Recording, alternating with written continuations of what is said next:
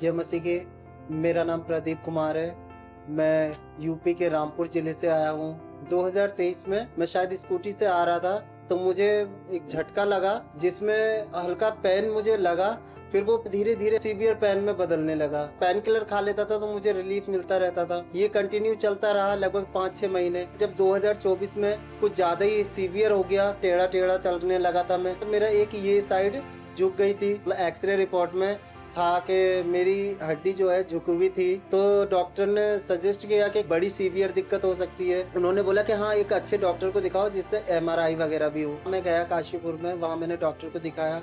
मेरी जब एक्सरे देखा तो उन्होंने MRI रिपोर्ट के लिए बोला, तो MRI कराई तो उसमें लाइकली पॉट्स स्पाइन बोला, रीढ़ की टीबी बोल सकते हैं उसे। जब मैंने ये पहली बार ये शब्द सुना कि बोन टीबी ये क्या होती है, मैं तो कभी जानता भी नहीं था इस बीमारी के बारे में। फिर मैंने यूट्यूब पे इसके बारे में सर्च करा। कुछ लोग नशा करते हैं, ड्रिंक करते हैं, वो लाइकली हो जाता है लोगों को, लेकिन मैं तो कभी ये चीज़ों को छूता भी नहीं था, ना स्मोक करना ना ड्रिंक करना। तो ये बात मेरे घर कर गई कि मैं कभी इस तरीके से नहीं रहता, फिर भी मुझे ये दिक्कत कैसे। उस समय एक डॉक्टर को और भी दिखाया था, वो बोल रहे थे कि आपका ऑपरेशन करके ये हड्डी को निकालना पड़ेगा। मैं प्रभु को जान चुका था। घर आकर मैं बहुत ज़्यादा फ्रस्ट्रेट हो गया, रोने लगा था मैं बहुत ज़्यादा। फिर मैंने प्रभु में प्रार्थना करी, जैसे एक विक्टिम की तरह प्रार्थना करते हैं कि प्रभु तू मुझे ये चंगाई दे, और तूने मेरे साथ ऐसा क्यों किया, मैं तो कभी किसी के साथ गलत भी नहीं किया। ये सारे थॉट मेरे मन में आ रहे थे। उस समय ऐसा लग रहा था कि मेरा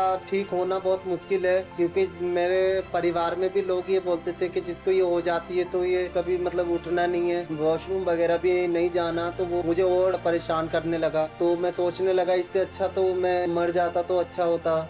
एक दिन मैं यूट्यूब चला रहा था और चलाते चलाते मुझे अपोस्टल अंकित सजवान जी की वीडियो मिली, जिसमें उन्होंने अधिकार के बारे में बताया कि हमें प्रभु ने 2000 साल पहले हर चीज़ से छुटकारा दे दिया, बीमारी से, हर तरह की परेशानियों से हमें छुटकारा दे दिया। उसने हमारे सारे गुनाह पाप सब अपने ऊपर ले लिए, और हम क्या मांग रहे हैं जो प्रभु ने हमें दे दिया है। मैंने कहा जब प्रभु ने मेरे लिए कर दिया है तो मुझे मांगने की क्या जरूरत है।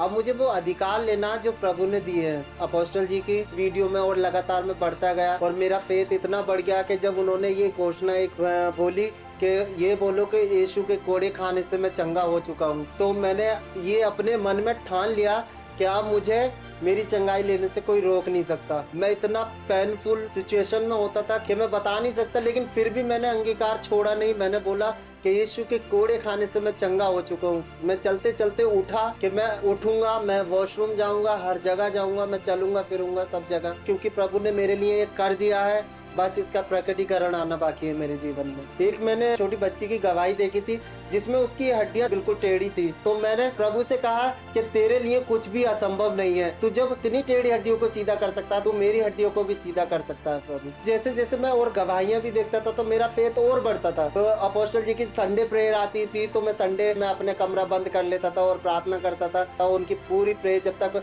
एंड नहीं हो जाती थी तब तक मैं अपने कमरे में बैठ के देखता रहता था। मैंने एक एक वचन पे मनन करना शुरू किया। नवंबर की लास्ट तब मैं आया था संडे में, और वहाँ उस समय में बेल्ट लगाकर आया था।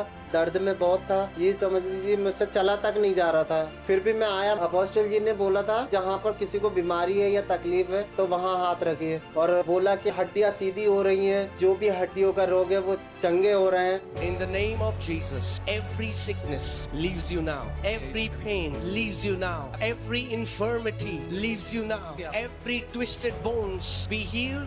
Come back into the right place. तो मैंने एक अपने अंदर गर्माहट सी फील की, और उस समय मेरे आंखों से आंसू रुक नहीं रहे थे कि प्रभु तूने मुझे चंगा कर दिया है। मैं बेल्ट खोल कर चेक करा मैंने, और उठा बैठा, जो कि मुझसे बैठा तक नहीं जाता।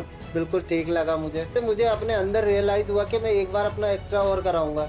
तो उसमें जब मैं सेकेंड टाइम एक्स्ट्रा कराया तो उसमें मेरी हड्डी जो थी वो सीधी आई थी 27 अप्रैल को। फिर मैं यही प्रार्थना करके आया था कि प्रभु अब कोई दवाई नहीं, जो दवाई चलनी थी वो हो चुकी है बस। जब मैंने रिपोर्ट कराई थी तो डॉक्टर ने मेरे से बोला दर्द तो नहीं है। मैंने कहा दर्द भी नहीं है, और वेट कम तो नहीं हो रहा। मैंने कहा वेट कम नहीं हुआ और मेरा बढ़ा ही है। तो डॉक्टर ने मेरे से बोला कि ये दवाई अब तुम्हें खाने की जरूरत नहीं है, अब कोई कमजोरी नहीं। मैं पहले एक रोटी खाता था, अब मैं 2 रोटी अच्छे से खा पा रहा हूँ। तो मेरे अंदर प्रभु का इतना धन्यवाद हुआ, क्योंकि मैं यही सोच के गया था कि अब कोई दवाई नहीं खानी है, मैं परमेश्वर का धन्यवाद करता हूँ कि परमेश्वर ने मुझे पूर्ण रीति से चंगा किया है।